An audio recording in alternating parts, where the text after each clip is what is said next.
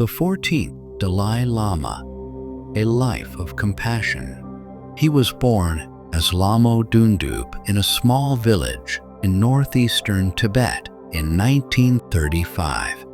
At the age of 2, he was recognized as the 14th Dalai Lama, the spiritual leader of Tibet. Trained as a monk from a young age, he studied philosophy, logic, meditation, and ethics.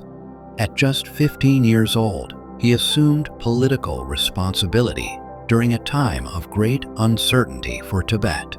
In 1959, following the Chinese occupation of Tibet, he fled into exile in India. He built a life in exile, never losing hope for his people.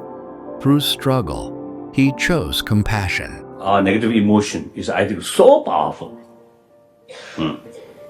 So in order to challenge that, we need, I think, the constant effort. Through that way, yes, definitely we can change. Known for his teachings on compassion, mindfulness, and nonviolence, His Holiness has touched millions around the world.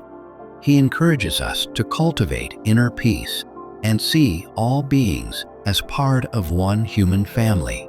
In 1989, he received the Nobel Peace Prize for his peaceful approach to resolving the Tibetan conflict. Even in exile, he remains a symbol of hope, resilience, and wisdom.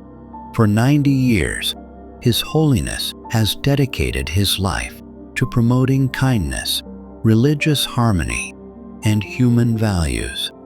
His words have touched hearts in every corner of the globe. Happy 90th birthday, Your Holiness. May your wisdom continue to illuminate our hearts. May your compassion inspire generations to come. Long live His Holiness, the 14th Dalai Lama.